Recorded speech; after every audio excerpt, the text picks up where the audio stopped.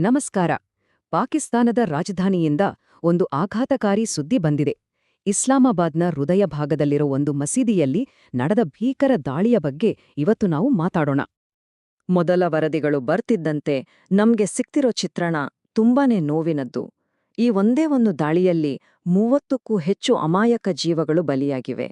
ಈ ಸಂಖ್ಯೆಯೇ ಈ ಘಟನೆಯ ಕ್ರೂರ್ಯ ಎಷ್ಟಿತ್ತು ಅನ್ನೋದನ್ನ ಹೇಳುತ್ತೆ.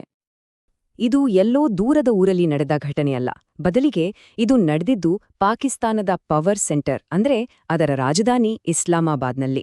ನಗರದ ಅತೀ ಸುರಕ್ಷಿತ ಪ್ರದೇಶ ಅಂತ ಅಂದುಕೊಂಡಿದ್ದ ಜಾಗದಲ್ಲೇ ಈ ದುರ್ಘಟನೆ ನಡೆದಿರೋದು ಇಡೀ ದೇಶವನ್ನೇ ಬೆಚ್ಚಿಬೀಳಿಸಿದ.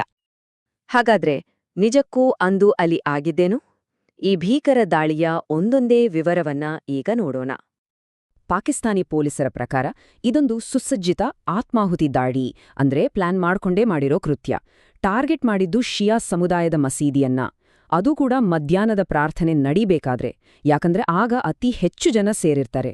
ಉದ್ದೇಶ ಸ್ಪಷ್ಟವಾಗಿತ್ತು, ಆದಷ್ಟು ಹೆಚ್ಚು ಜನರನ್ನ ಕೊಲ್ಲೋದು. ಇದರ ಪರಿಣಾಮ 30ಕ್ಕೂ ಹೆಚ್ಚು ಸಾವು, ನೂರಾರು ಜನರಿಗೆ ಗಾಯಗಳು. ಬನ್ನಿ ಈಗ ಘಟನೆ ನಡೆದ ಸ್ಥಳದ ಪರಿಸ್ಥಿತಿ ಹೇಗಿತ್ತು ಅಂತ ನೋಡೋಣ. ಆ ಸ್ಫೋಟ ಆದ ತಕ್ಷಣ ಅಲ್ಲಿ ಏನೆಲ್ಲ ಆಯ್ತು ಅನ್ನೋದನ್ನ ಅರ್ಥ ಮಾಡ್ಕೊಳ್ಳೋಣ. ಯೋಚನೆ ಮಾಡಿ, ಜನ ಶಾಂತಿಯಿಂದ ಪ್ರಾರ್ಥನೆ ಮಾಡ್ತಾ ಇದ್ದಾರೆ, ಅವರ ಮೇಲೆ ಯಾವ ಆಯುಧವೂ ಇಲ್ಲ. ಅಂತಹ ಜನರ ಮಧ್ಯೆ ನುಗ್ಗಿ ಆ ಆತ್ಮಾಹುತಿ ಬಾಂಬರ್ ತನ್ನನ್ನೇ ತಾನು ಸ್ಫೋಟಿಸ್ಕೊಂಡಿದ್ದಾನೆ. ಇದಕ್ಕಿಂತ ಹೇಯ ಕೃತ್ಯ ಇನ್ನೊಂದಿದ್ಯಾ? ಆ ಸ್ಫೋಟದ ಶಬ್ದ ಕಿವಿಗಡಚಿಕ್ಕುವಂತಿತ್ತು ಅಂತಾರೆ.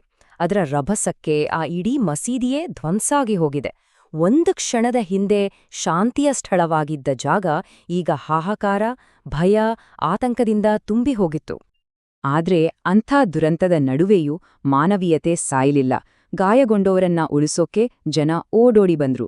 ಆಸ್ಪತ್ರೆಗಳಲ್ಲೆಲ್ಲ ಎಮರ್ಜೆನ್ಸಿ ಘೋಷಣೆ ಆಯ್ತು. ರಕ್ತ ಬೇಕು ಅಂತ ಮನವಿ ಮಾಡಿದಾಗ ನೂರಾರು ಜನ ರಕ್ತದಾನ ಮಾಡೋಕೆ ಮುಂದೆ ಬಂದ್ರು. ಇದು ನಿಜಕ್ಕೂ ಆ ಕಷ್ಟದ ಸಮಯದಲ್ಲೂ ಒಂದು ಸಮುದಾಯದ ಶಕ್ತಿಯನ್ನ ತೋರಿಸುತ್ತೆ. ಸರಿ, ಇಷ್ಟೆಲ್ಲ ಆಯ್ತು. ಆದ್ರೆ ಎಲ್ಲರ ಮನಸ್ಸಲ್ಲೂ ಒಂದೇ ಪ್ರಶ್ನೆ ಕಾಡ್ತಿದೆ. ಈ ಕ್ರೂರ ಕೃತ್ಯದ ಹಿಂದೆ ಇರೋದು ಯಾರು ಇದರ ಹೊಣೆಗಾರರು? ಈ ಪ್ರಶ್ನೆಗೆ ಉತ್ತರ ಹುಡುಕೋಕ್ ಹೋದ್ರೆ ನಮ್ಗೆ ಸದ್ಯಕ್ಕೆ ಕೆಲವು ಸುಳಿವುಗಳು ಸಿಕ್ಕಿವೆ, ಆದ್ರೆ ಪೂರ್ತಿ ಚಿತ್ರಣ ಇನ್ನೂ ಸ್ಪಷ್ಟವಾಗಿಲ್ಲ. ಸದ್ಯಕ್ಕೆ 2 ಕಡೆಯಿಂದ ಮಾತುಗಳು ಕೇಳಿಬರ್ತಿವೆ. ಒಂದ್ ಕಡೆ ಇಸ್ಲಾಮಿಕ್ ಸ್ಟೇಟ್ ಅಂದ್ರೆ ಐಸಿಸ್ ನಾವೇ ಈ ದಾಳಿ ಮಾಡಿದ್ದು ಅಂತ ಹೇಳಿಕೊಂಡಿದೆ ಅಂತ ವರದಿಯಾಗಿದೆ. ಆದ್ರೆ ಇನ್ನೊಂದ್ ಕಡೆ ಪಾಕಿಸ್ತಾನ ಸರ್ಕಾರ ತರಾತುರಿ ಮಾಡ್ತಾ ಇಲ್ಲ, ನಾವು ಸಂಪೂರ್ಣ ತನಿಖೆ ಮಾಡ್ತೀವಿ, ಆಮೇಲೆನೆ ಅಧಿಕೃತವಾಗಿ ಯಾರು ಹೊಣೆ ಅಂತ ಹೇಳ್ತೀವಿ ಅಂತ ಸ್ಪಷ್ಟಪಡಿಸಿದೆ. ಹಾಗಾಗಿ ನಿಜವಾದ ಅಪರಾಧಿ ಯಾರು ಅಂತ ತಿಳಿಯೋಕೆ ನಾವು ಕಾಯಲೇಬೇಕು. ಈ ದಾಳಿಯ ಪರಿಣಾಮ ಏನಾಯ್ತು? ಇದು ಕೇವಲ ಇಸ್ಲಾಮಾಬಾದಿನ ಒಂದು ಬೀದಿಯಲ್ಲಿ ನಡೆದ ದುರಂತ ಅಲ್ಲ. ಇದರ ಅಲೆಗಳು ಇಡೀ ಪಾಕಿಸ್ತಾನದಲ್ಲಿ ಅಷ್ಟೇ ಯಾಕೆ ಇಡೀ ಪ್ರಪಂಚದಲ್ಲೇ ಎದ್ದಿವೆ. ಆ ಪ್ರತಿಕ್ರಿಯೆಗಳು ಹೇಗಿದ್ವು ಅಂತ ಈಗ ನೋಡೋಣ. ಪ್ರಪಂಚದ ಮೂಲೆ ಮೂಲೆಯಿಂದಲೂ ಈ ಕೃತ್ಯಕ್ಕೆ ಖಂಡನೆ ವ್ಯಕ್ತವಾಗಿದೆ. ಅನೇಕ ದೇಶಗಳು ಇದನ್ನು ಖಂಡಿಸಿವೆ. ಭಯೋತ್ಪಾದನೆ ಅನ್ನೋದು ಒಂದು ಜಾಗತಿಕ ಸಮಸ್ಯೆ. ಇದನ್ನು ಎದುರಿಸೋಕೆ ಎಲ್ರೂ ಒಟ್ಟಾಗ್ಬೇಕು ಅನ್ನೋ ಮಾತು ಮತ್ತೆ ಜೋರಾಗಿ ಕೇಳಿಬಂದಿದೆ. ಇದರ ಬೆನ್ನಲ್ಲೇ ಪಾಕಿಸ್ತಾನ ಸರ್ಕಾರ ಅಲರ್ಟ್ ಆಗಿದೆ. ಇಸ್ಲಾಮಾಬಾದ್ ಅಷ್ಟೇ ಅಲ್ಲ, ಬೇರೆ ಪ್ರಮುಖ ನಗರಗಳಲ್ಲೂ ಭದ್ರತೆಯನ್ನ ಹೆಚ್ಚಿಸಲಾಗಿದೆ. ತಜ್ಞರು ಹೇಳೋ ಹಾಗೆ ಇದು ಕೇವಲ ಒಂದು ದಾಳಿಯಲ್ಲ. ಭಯೋತ್ಪಾದನೆಯ ಹೆಸರಿನಲ್ಲಿ ನಿರಪರಾಧಿಗಳನ್ನ ಕೊಲ್ಲೋದು, ಅದರಲ್ಲೂ ಪ್ರಾರ್ಥನೆ ಮಾಡೋ ಜಾಗದಲ್ಲಿ ಕೊಲ್ಲೋದು, ಇದು ಇಡೀ ಮನುಕುಲದ ಮೇಲಿನ ದಾಳಿ. ಇದು ಎಲ್ಲಿ ನಡೆದ್ರೂ ಸರಿ, ಇದು ಮಾನವೀಯತೆಯ ಮೇಲಿನ ಒಂದು ಕಪ್ಪು ಚುಕ್ಕೆ. ಕೊನೆಗೆ ಇಸ್ಲಾಮಾಬಾದ್ನಲ್ಲಿ ನಡೆದ ಈ ಘಟನೆ ನಮ್ಮ ಮುಂದೆ ಒಂದು ದೊಡ್ಡ ಪ್ರಶ್ನೆಯನ್ನ ಇಟ್ಟುಹೋಗಿದೆ.